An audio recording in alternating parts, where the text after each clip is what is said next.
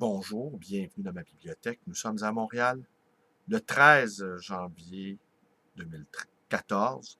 Mon nom est Bruno Lalonde. En réalité, c'est pas tout à fait exact. Nous sommes encore le 12 janvier 2014.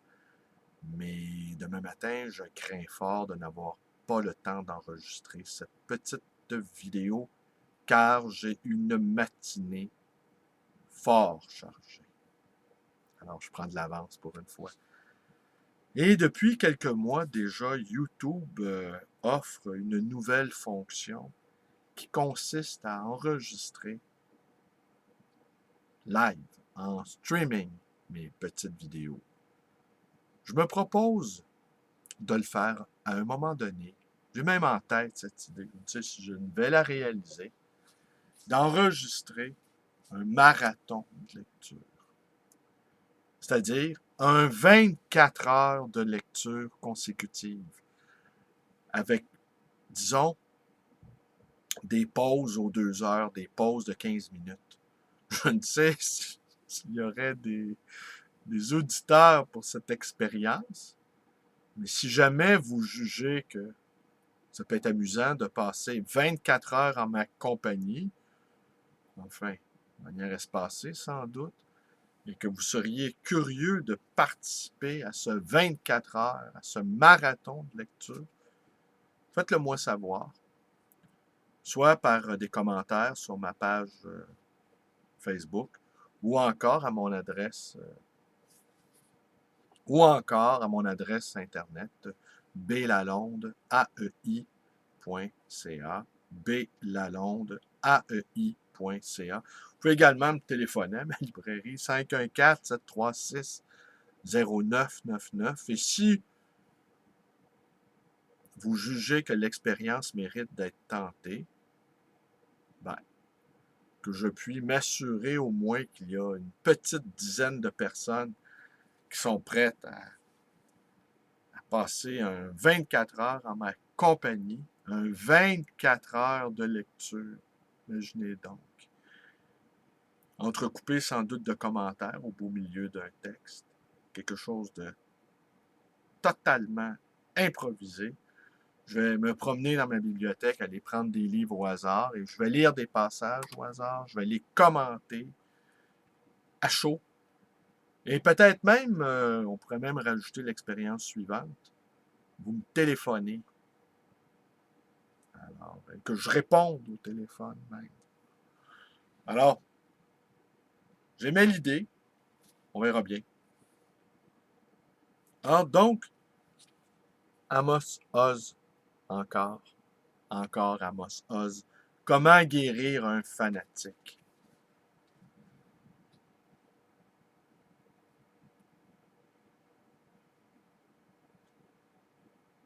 Alors, notre ami Amos Oz, il avance même l'idée qu'on peut guérir les fanatiques avec le sens de l'humour, avec l'autodérision.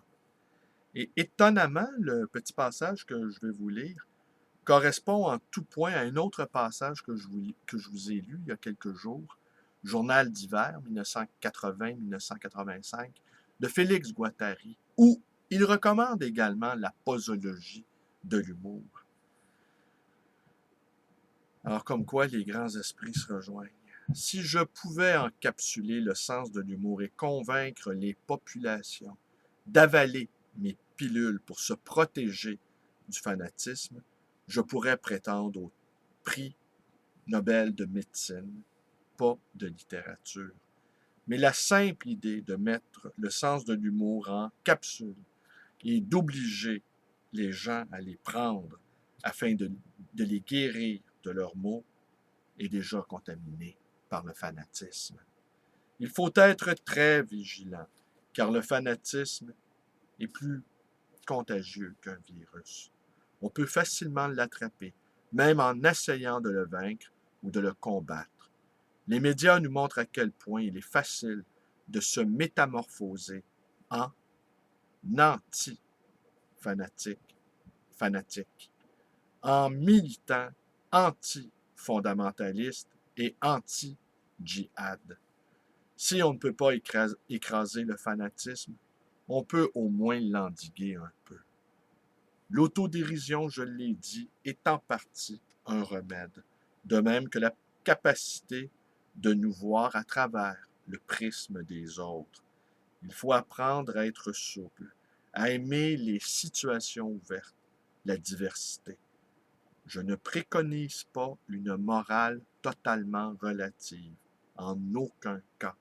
J'insiste simplement sur la nécessité de recourir à l'imagination. À quelque niveau que ce soit, il faut essayer d'imaginer l'autre quand nous nous disputons, quand nous nous indignons, quand nous sommes certains de notre bon droit. Et même dans ce cas, lorsque nous sommes sûrs à 100% d'avoir raison et que l'autre a tort à 100%, il faut savoir faire preuve d'imagination. En fait, nous le faisons tout le temps. Mon dernier récit, Seul sur la mer, qui met en scène 6 ou 7 personnages qui, bien que dispersés aux 4 coins du monde, sont unis par un lien quasi mystique. On dirait qu'ils ont conscience les uns les autres qu'en dépit des distances, ils communiquent entre eux par télépathie. Aimer les situations ouvertes, écrire un roman par exemple, implique, entre autres obligations, celle de se lever le matin, d'avaler son café, puis se mettre à imaginer l'autre. Que se passerait-il si j'étais elle ou lui? Quelle incidence sur mon expérience personnelle, mon existence et mon histoire familiale? Je ne peux m'empêcher de penser qu'avec une légère variation de mes gènes, de ma situation familiale, j'aurais pu être un tel ou une telle, un colon en Cisjordanie, un extrémiste ultra-orthodoxe, un juif oriental originaire d'un pays du tiers-monde, bref, quelqu'un d'autre. J'aurais pu être l'un de mes ennemis. L'imagination est un exercice très utile. Quand j'étais petit garçon, il y a des années, ma grand-mère, qui avait beaucoup de bon sens, m'avait donné une définition très simple de la différence entre juifs et chrétiens, pas entre juifs et musulmans. Les chrétiens, tu vois, croient que le Messie était ici autrefois et qu'il reviendra un jour. Les Juifs affirment que le Messie n'est pas encore venu. Il y a tant de violence à ce sujet, tant de persécutions, d'effusions de sang, de haine. Mais pourquoi? Pourquoi? Ne pouvait-on pas simplement attendre de voir? Si le Messie arrive en disant « Bonjour, je suis ravi de vous revoir », les Juifs devront faire leur mea culpa. Si au contraire le Messie déclare « Comment allez-vous? Je suis ravi de vous connaître », la chrétienté devra présenter ses excuses aux Juifs. D'ici là, concluait ma grand-mère, il faut vivre et laisser vivre. Elle était totalement immunisée contre le fanatisme. Elle savait s'accommoder des questions en suspens, des conflits non résolus. Elle acceptait l'altérité. Le fanatisme, je le répète, commence à la maison. Amos Oz, Comment guérir un fanatisme.